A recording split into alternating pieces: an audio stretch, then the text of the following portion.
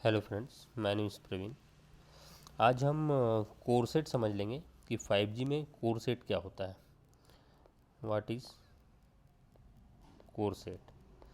तो core set का मतलब होता है कंट्रोल सेट रीजन, ठीक है। और कंट्रोल सेट आप बोल सकते हो एनआर में। Control control resource set, control resource set. और एलटी में इसको कंट्रोल रीजन बोलते थे, कंट्रोल रीजन। तो एक्चुअली बेसिकली कोर सेट होता क्या है, देखो ये करियर बैंडविड्थ है, ठीक है। समझ लो कि एलटी में 20 मेगाहर्ट्ज़ की करियर बैंडविड्थ थी। ये समझ लो 50 मेगाहर्ट्ज़ ये एनआर में हमको करियर बैंडविड्थ मिली है, ठीक है। अब करियर बैंडविड्थ तो टोटल बैंडविड्थ है जो एक यूई को मिली है, और यहाँ पे 50 मेगाहर्ट्ज़ करियर बैंडविड्थ जो एक यूई को मिली है। तो यूई में तो एलटी में तो एक यूई को दे देते थे एक करियर बैंडविड्थ, क्योंकि वो कम रहती थी 20 मेगाहर्ट्ज़, लेकिन इसमें ज़्यादा रहती है। इसमें 50 रहती है, 100 मेगाहर्ट्ज़ रहती है, 400 मेगाहर्ट्ज़ रहती है। तो ये एक कंप्लीट यूई को नहीं दे सकते ना, तो इन्होंने बैंडविड्थ पार्ट में इसको डिवाइड कर दिया। अब इस टाइप से चार ऐसे बैंडविड्थ पार्ट एक एक करियर बैंडविड्थ में ये लोग डिवाइड कर सकते हैं। 3GPP स्पेक्स के हिसाब से एक करियर बैंडविड्थ में 4 बैंडविड्थ पार्ट हम डाल सकते हैं। अब ईच बैंडविड्थ पार्ट में एक कोर सेट रहेगा। ये है कंट्रोल रिसोर्स सेट। ये क्या होता है, ये PDCCH रीजन होता है। PDCCH physical downlink control channel. ये क्या कैरी करता है, ये DCI कैरी करता है। DCI क्या कैरी करता है, फॉर्मेट कैरी करता है। और फॉर्मेट क्या होता है, जो अपलिंक और डाउनलिंक रिसोर्सेस जो रहते हैं ना, वो कहाँ कहाँ पे कंट्रोल रिसोर्स सेट में है, इस रीजन में कहाँ कहाँ पे अपलिंक डेटा और डाउनलिंक डेटा मिलेगा आपको। सपोज़ यहाँ पे है, ये यही बैंडविड्थ पार्ट का ही हिस्सा है ये भी। तो किस स्लॉट में डाउनलिंक है, किस स्लॉट में अपलिंक है, ये चीज़ कैरी करेगा इन्फॉर्मेशन, ठीक है। तो देखो एलटी में क्या होता था कि पहले ही OFDM सिंबल में या सेकंड में या थर्ड में फोर्थ में ये फिक्स रहती थी। जो उनकी फ्रेम रहती थी रिसोर्स ग्रिड, उसमें ये पार्ट फिक्स रहता था। लेकिन इसमें ऐसा नहीं होता है एनआर में। एनआर में देखो ये बैंडविड्थ पार्ट में कंट्रोल रिसोर्स सेट यहाँ पे है, इतना है, और यहाँ पे बड़ा है, यहाँ ज़्यादा है, यहाँ ज़्यादा रिसोर्सेज दिए हैं PDCCH को, यहाँ पे कम दिए। तो एनआर में वेरी होता है। ये चीज़ यहाँ पे भी हो सकती है, ये चीज़ यहाँ पे भी हो सकती है, ये चीज़ कहीं पे भी मैप कर सकते हैं एनआर में, ठीक है। तो चलो आगे देखते हैं इसको अच्छे से, कंप्लीट इसकी पिक्चर। कि कंट्रोल रिसोर्स सेट तो आप समझ गए कि ये PDCCH रीजन होता है। PDCCH DCI कैरी करता है डाउनलिंक कंट्रोल इन्फॉर्मेशन। DCI के बहुत सारे फॉर्मेट्स हैं। अब वही सब फॉर्मेट्स आपको 00, 01, 1011 इस टाइप के जितने भी फॉर्मेट हैं, वो फॉर्मेट्स बताएंगे कि अपलिंक और डाउनलिंक जो शेड्यूलिंग है वो किस स्लॉट में आपको दी गई है, जो कि आपका PDSCH और PACH की इंफॉर्मेशन बता देंगे आपको, ठीक है। तो ये देखिए, सपोज ये फ्रीक्वेंसी है और ये टाइम है। तो यहाँ पे PDCCH मैप किया गया है, ठीक है। अब इसका टाइमिंग ये हो गई और फ्रीक्वेंसी ये हो गई। इसको PDCCH बोलते हैं, फिजिकल डाउनलिंक कंट्रोल चैनल, ठीक है। आगे बढ़ते हैं। ये 4G का था, जैसे मैंने आपको बताया कि हर स्लॉट के पहली इसमें डाल देते थे, तो 4G में इजी रहता था ये चीज़, मतलब ट्रैक करना यूई के लिए। तो यूई को ज़्यादा सर्च नहीं करना पड़ता था, क्योंकि ये हर स्लॉट के पहले 2 FDM सिम्बॉल्स में ही देखने को मिल जाती थी। अब होता ये था कि यूई में यहाँ पे इतने रीजन में PDCCH डाला, तो इसके ऊपर का जो एरिया था वो यूज़ नहीं कर पाते, तो ये डमी हो जाता था। तो ये इसकी वजह से ये जो कॉन्फ़िगरेशन था ये उतना भी यूज़फुल नहीं था, ठीक है। Not possible to schedule data. क्योंकि वो ओवरलैप हो जा रहा है ऊपर, इसलिए हमको डेटा बेसिकली इस रीजन में रखना रहता है हमेशा, डाउन लिंक और अपलिंक, इसलिए ये वाला रीजन अच्छे से काम नहीं कर पाता था। इसलिए ये जो कॉन्फ़िगरेशन थी उतनी सक्सेसफुल नहीं थी 4G में।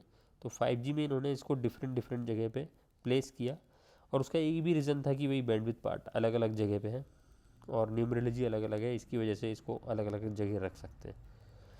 ये देखिए यहाँ लिखा है resources reserve for PDCCS scheduling 4G में, ठीक है, इस टाइप से resources reserve for the PDCCS scheduling, इस टाइप से रिजर्व रहता था वो, ठीक है। ये स्लॉट 0, ये स्लॉट 1 और स्लॉट 2, ठीक है। PDCCH मैंने आपको बता दिया ऑलरेडी क्या क्या कैरी करता है। PDCCH DCI कैरी करता है, फिर उसका फॉर्मेट कैरी करता है, फॉर्मेट में DLUL की इंफॉर्मेशन देता है, और वो PDSCH और PUSCH की इंफॉर्मेशन निकाल के देता है। 5G में जैसे मैंने आपको बताया कि ये फ्रीक्वेंसी है, ये टाइम है, resources reserve for PDCCS scheduling. अब स्लॉट 1 में यहाँ पे मिल गया आपको PDCCH, ठीक है, स्लॉट 1 में आपको यहाँ मिल गया, स्लॉट 0 में यहाँ मिला था, स्लॉट 1 में यहाँ मिला, स्लॉट 2 में यहाँ मिला, ठीक है। ज़रूरी नहीं है कि एक स्लॉट में एक ही कंट्रोल सेट रहेगा, दो भी रह सकते हैं यहाँ पे, जैसे कि दो कंट्रोल सेट है, कंट्रोल रिसोर्स सेट है, ठीक है, इस टाइप से रह सकते हैं। और एक बैंडविड्थ पार्ट में भी मतलब रह सकता है, एक बैंडविड्थ पार्ट में दो कोर सेट या फिर ज़्यादा भी कोर सेट रह सकते हैं, लेकिन मिनिमम एक तो रहना ही रहना चाहिए, एक कंट्रोल रिसोर्स सेट। तो इसका आप अगर देखोगे अच्छे से तो ये फ्रीक्वेंसी है, ये टाइम है, ठीक है। ये PDCCH कॉन्फ़िग आपको मिलेगा RRC का, RRC कनेक्शन रिकॉन्फ़िगरेशन में। तो इसमें आप देखेंगे, इसमें search space to add mode list, ठीक है। तो इसमें ये पैरामीटर देखो, monitoring slot periodicity and offset. तो इसमें ऑफसेट दिया है ये 1, मतलब हर एक स्लॉट के बाद ये एक स्लॉट छोड़ के यहाँ पे तुम्हारा कोर सेट है, ठीक है।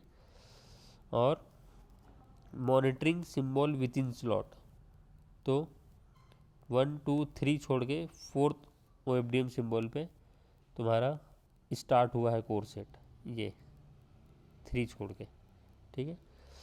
कंट्रोल रिसोर्स सेट ID एक मिल जाती है इसकी कि ID है, यही सेम इधर इसको एक ID दे दी जाती है। ड्यूरेशन 3 मतलब 3 टाइम्स रिपीट हुआ है कॉन्जिक्यूटिव OFDM सिम्बॉल्स। अब 1 स्लॉट छोड़ के हुआ है, फिर सेकंड स्लॉट में 3 OFDM सिम्बॉल छोड़ के हुआ है 4th OFDM सिम्बॉल पे, और यहाँ से कॉन्जिक्यूटिव 3 OFDM सिम्बॉल में तुम्हारा रिसोर्स सेट तुमको मिला है, ठीक है। ये चीज़ पता चल गई टाइम डोमेन में हमको। फ्रीक्वेंसी डोमेन में क्या दिखाया है, जो फर्स्ट वाले स्लॉट में था उसमें कुछ भी नहीं था, लेकिन सेकंड वाले में और थर्ड वाले में आपको 1 बीट्स दी गई है, और एक बीट 6 रिसोर्स ब्लॉक का रहता है यहाँ पे। दैट मीन्स हमेशा जो कंट्रोल रिसोर्स सेट रहता है वो फ्रीक्वेंसी डोमेन में 6 रिसोर्स ब्लॉक ईच होता है।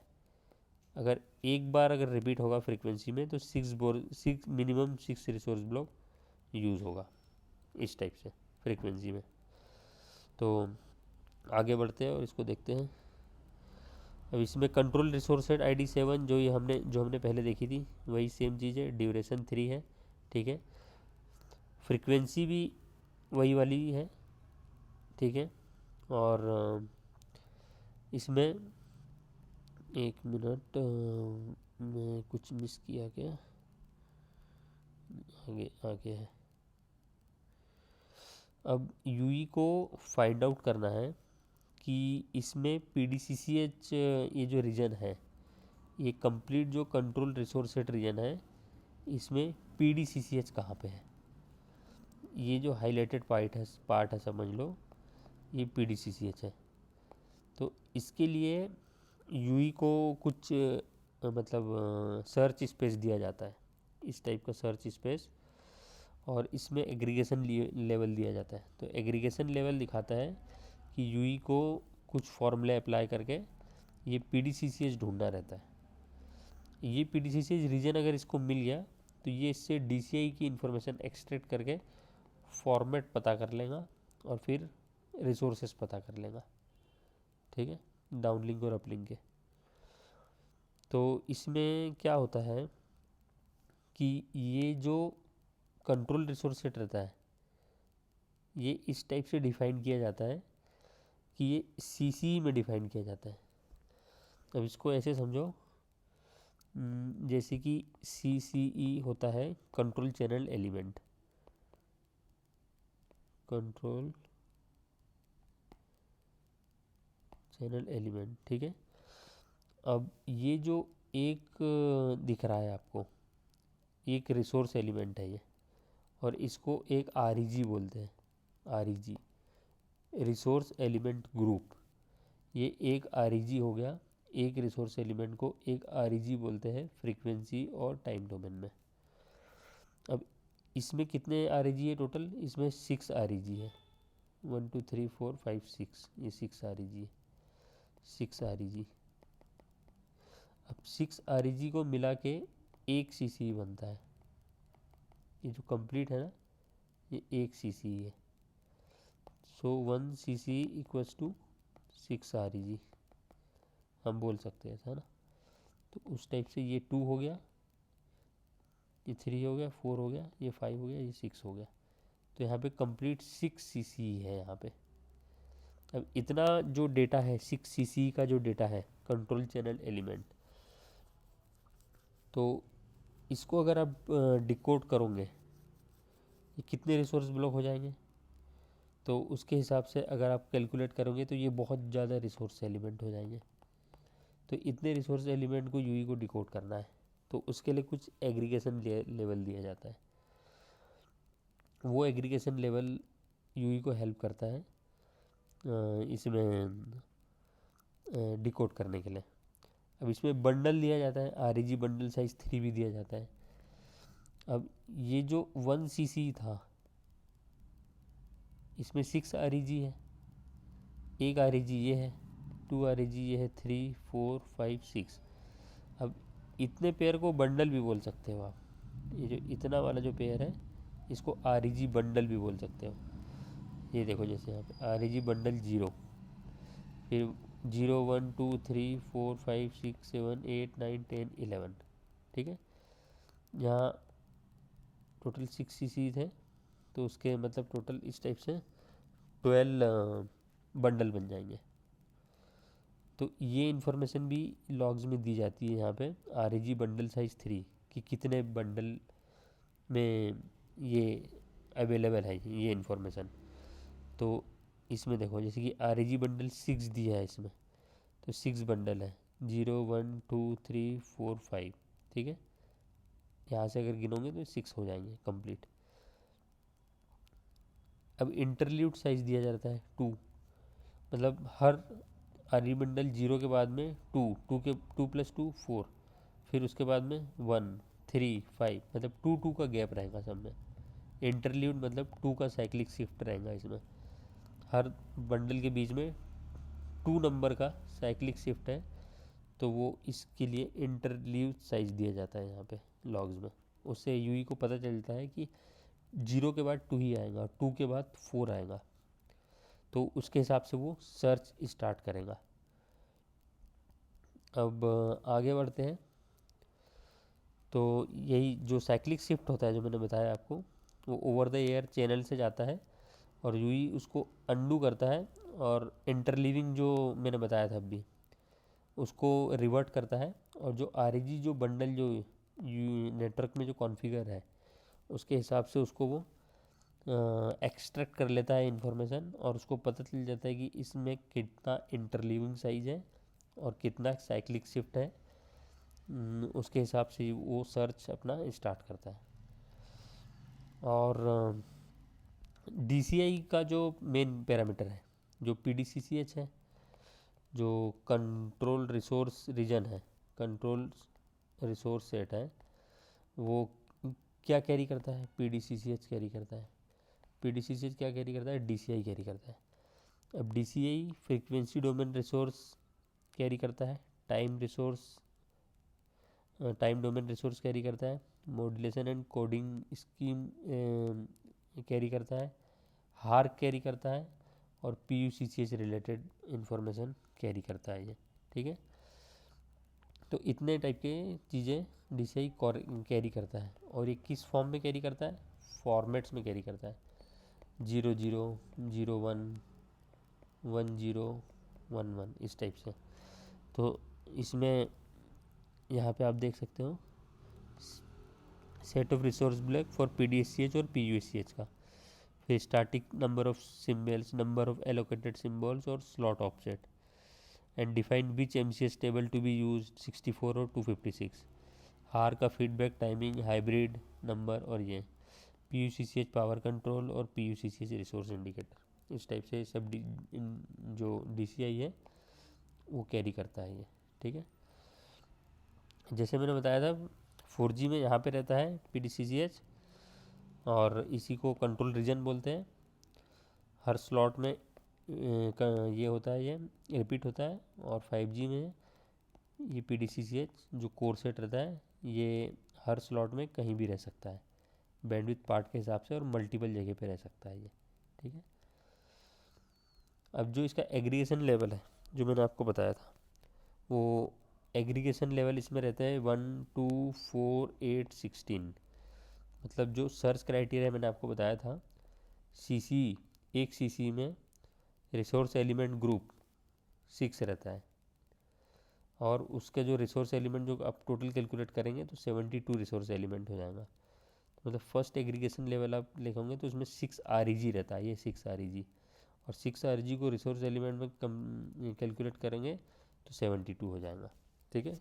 मल्टीप्लाई बाय सब कैरियर, एक रिसोर्स ब्लॉक समझ लो। वो जो 1 REG था, suppose 1 REG equals to 1 resource block, sorry 1 resource block था वो, मैंने वहाँ 1 रिसोर्स एलिमेंट बोल दिया था, 1 रिसोर्स ब्लॉक। तो 1 रिसोर्स ब्लॉक मल्टीप्लाई बाय 12, तो ये 72 सब कैरियर हो जाता है, और इसको रिसोर्स एलिमेंट आप बोल सकते हो फ्रीक्वेंसी और टाइम डोमेन में। तो यहाँ पे लिखा भी है 1 CC equals to 6 REG and 1 REG equals to 1 resource block. तो यूई को ये एग्रीगेशन लेवल दिया जाता है वो PDCCH रीजन को डिकोड करने के लिए। इस चीज़ को डिकोड करने के लिए ये एग्रीगेशन लेवल दिया जाता है। अब ये एग्रीगेशन लेवल इस टाइप से दिया जाता है कि अगर एग्रीगेशन लेवल 1 है दैट मीन्स 1 CC है, तो इसको इतना डेटा डिकोड करना है।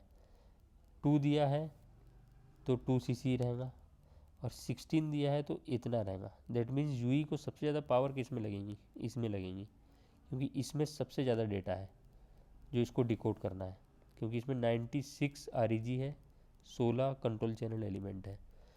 तो इसमें कहीं भी हो सकता है PDCCH जो यूई को फाइंड आउट करना है, ठीक है।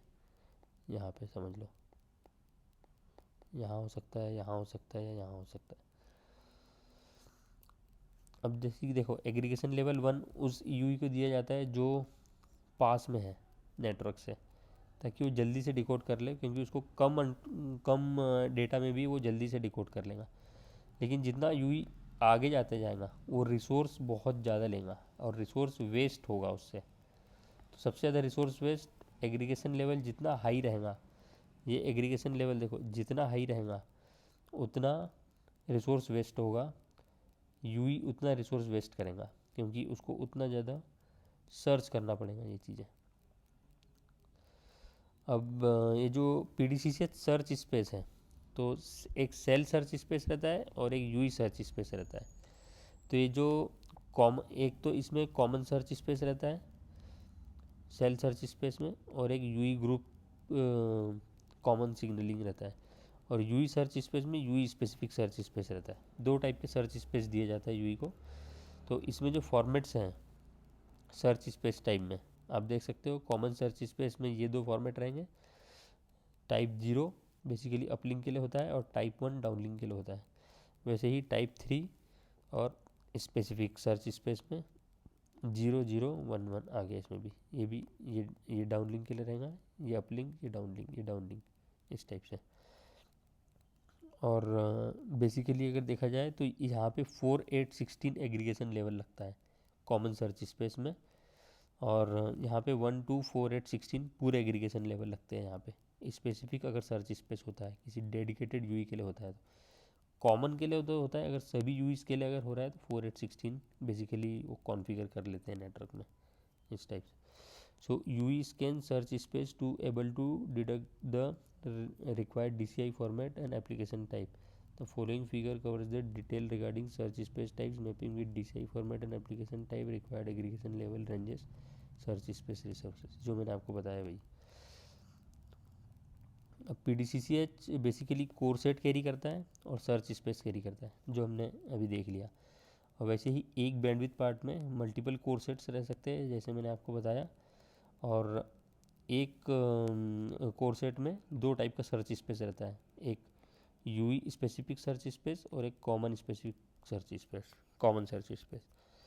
और हर कोर सेट में सीसी रहता है, हर सीसी में आरईजी रहता है, और हर आरईजी में जो मैपिंग रहती है उसमें DMRS हमेशा प्रेजेंट रहेगा, डी मॉड्यूलेशन रेफरेंस सिग्नल। ये क्या होता है, मेरे पुराने वीडियोस आप देख सकते हो, मैंने उसमें बताया है कि DMRS क्या होता है और वो क्यों मैप करते हैं हर रिसोर्स एलिमेंट के बाद में, स्पेशली PDCH और PUCH रीजन में। तो यहाँ पे देखो, G node B transmit PDCH using resource element belonging to a control resource set. A search space uses core set to define the specific resource block and symbol where the UE attempt to decode the PDCH. The frequency and time domain position of the PDCH is identified by core set and search space information. Maximum 3 core set can be configured. Active downlink जो bandwidth है, bandwidth part, उसमें 3 core set हम maximum डाल सकते हैं। और the precise timing of core set is defined within the search space set configuration to allow multiple search space set to reuse the same core set but the different timing. Search space के हिसाब से तो हम कैसे भी configure कर सकते हैं। अब इसमें क्या होता है, ये इन्फॉर्मेशन आपको MIB में मिलेंगी। कंट्रोल रिसोर्स सेट 0, जो PDCCH कॉन्फ़िग SIB 1 करके एक आपको पैरामीटर मिलेगा MIB में, जो ये पैरामीटर आपको बताएगा कि SIB कहाँ ढूंढना है आपको। तो उसमें ये पैरामीटर दिया रहता है, कंट्रोल रिसोर्स सेट 0, और इसका एक टेबल रहता है 3GPP टेबल का। अब सपोज़ ये 0 दिया है यहाँ पे, तो ये इंडेक्स 0 है, मतलब मल्टीप्लेक्स पैटर्न 1 यूज़ होगा, रिसोर्स ब्लॉक 24 यूज़ हो गए टोटल इसमें, सपोज़ इसमें 24 यूज़ हो गए, और नंबर ऑफ़ सिम्बल्स 2 यूज़ हो गए यहाँ पे, ये 2, और ऑफसेट 0 रहेगा। दैट मीन्स यहाँ पे जो करियर बैंडविड्थ जो स्टार्ट हो रही है, यहाँ पे कोई भी गैप नहीं है। सपोज़ 2 वाले में ऑफसेट 2 है, दैट मीन्स 2 रिसोर्स ब्लॉक का ऑफसेट है, 2 रिसोर्स ब्लॉक छोड़ के कोर सेट मतलब स्टार्ट होगा। और जैसे 4 है तो 4 रिसोर्स ब्लॉक छोड़ के होगा, ठीक है। तो configured according to channel bandwidth and specific combination of SSPBCH and PDSCH subcarrier spacing। इस टाइप से, सॉरी, SSPBCH का जो एरिया रहेगा वो इतना ऑफसेट छोड़ के स्टार्ट होगा। तो ये पैरामीटर वो ये दिखाता है कि ये जो टेबल यूज़ हो रहा है 3GPP का, ये 0 वैल्यू इंडिकेट ये वाला जो है ये उठाएगा, उसके हिसाब से 14 भी कॉन्फ़िगर कर सकता है वो उसके हिसाब से। उसके बाद में टाइम डोमेन रिसोर्स एलोकेशन, ये वही वाला पैरामीटर है जो PDCCH कॉन्फ़िग वाला, लेकिन यहाँ पे सर्च स्पेस की वैल्यू दी गई है और यहाँ पे कंट्रोल रिसोर्स सेट की वैल्यू दी गई है। दैट मीन्स 2 वैल्यूज़ दी जाएंगी आपको, एक कंट्रोल रिसोर्स सेट की और एक सर्च स्पेस 0 की। ये दोनों वैल्यू से आप फ्रीक्वेंसी डोमेन और टाइम डोमेन में पता लगा सकते हो कि अपना कंट्रोल रिसोर्स सेट है वो कहाँ पे है, और उसके ज़रिए आप PDCCH फाइंड आउट कर सकते हो। तो सपोज़ यहाँ पे है कंट्रोल रिसोर्स सेट, यहाँ पे रिपीट हो रहा है ये SSB के बाद में, हर SSB के टाइम फ्रेम में ये रिपीट हो रहा है। और ये जो इसकी जो कॉन्फ़िगरेशन है, ये जो प्लेसमेंट जो दिख रही है आपको, वो ये टेबल से आई है, इंडेक्स 2 है, ये 2 वैल्यू है, तो ऑफसेट 2 है, दैट मीन्स सेकंड दो स्लॉट छोड़ के, और m का वैल्यू 1 है, that means we will have 1 search space per slot in the first SSB transmission, 1 slot छोड़ के। ये थोड़ा सा उतना क्लियर नहीं है मुझे भी, इसके बारे में और देखेंगे अच्छे से सेकंड पार्ट में। उसके बाद में आपको यहाँ पे इनिशियल डाउनलिंक बैंडविड्थ पार्ट जो SIB1 का जो लॉग है, जो मैंने ऑलरेडी एक बैंडविड्थ पार्ट पे एक वीडियो बनाया है, उसमें SIB1 में अगर आप देखोगे तो कोई भी सबसे पहले initial downlink bandwidth part active होती है आपकी, और ये बाद में जाके एक्टिवेट हो जाती है एक्टिवेट बैंडविड्थ पार्ट में, एक्टिवेट बैंडविड्थ पार्ट में। ये जब इनिशियल सेल एक्सेस होता है तो यूई को एक इनिशियल डाउनलिंक बैंडविड्थ पार्ट दी जाती है, तो वो इनिशियल डाउनलिंक बैंडविड्थ पार्ट में ही लोकेशन एंड बैंडविड्थ और सब कैरियर स्पेसिंग की इन्फॉर्मेशन दी गई, और उसी में PDCCH कॉन्फ़िग कॉमन की भी इन्फॉर्मेशन दी गई है इनिशियल के लिए, बाद में फिर एक्टिव के लिए अलग से दी जाएंगी। तो इसमें वही दो पैरामीटर है, कंट्रोल रिसोर्स सेट और search space 0। Common search space list और सर्च स्पेस में वही चीज़ जो हमने डिस्कस की अभी, और ये वो एग्रीगेशन लेवल पूरे जितने भी है। तो कोरसेट अगर आपको और देखना है अच्छे से तो ये आप अच्छे से पढ़ सकते हो यहाँ पे कि क्या डिफरेंस है कोरसेट का, आराम से वीडियो को पॉज करके आप देख सकते हो। वही चीज़ें जो मैंने आपको बताई है यहाँ पे, डिफरेंस NR और LD में क्या क्या है, और एग्रीगेशन लेवल जो मैंने आपको बता दिया है वही 1 से लेके 16 तक रहेंगे, और इसमें CC कितना मैप होगा, एक CC में 6 REG आएंगे, एक REG में 72 सब कैरियर रहेगा।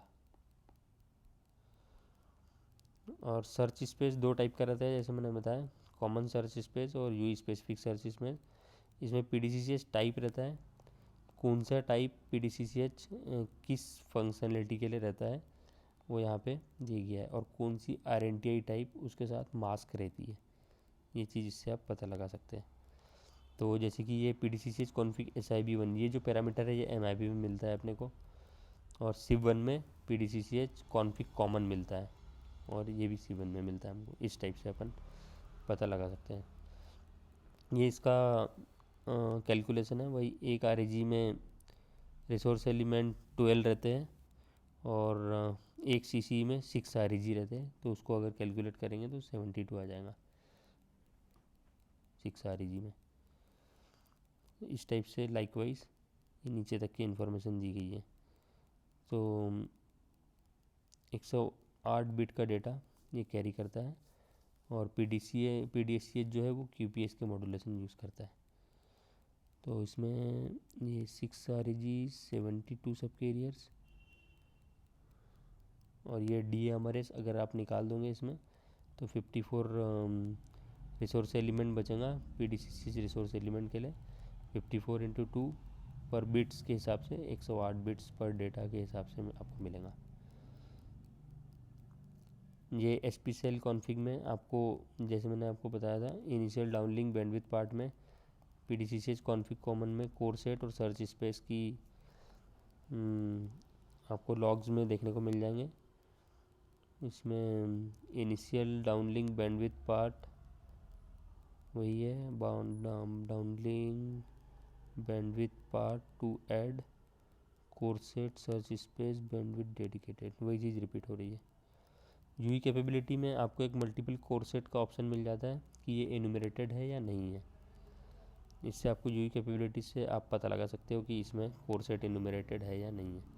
Indicates whether the UE supports configuration of more than 1 PDCC core set per bandwidth addition to the core set with core set ID 0 and bandwidth per it is mandatory with capability signalling for FR2 and optional for FR1। इससे पता चल जाएगा कि multiple core set UE support करता है या नहीं करता है।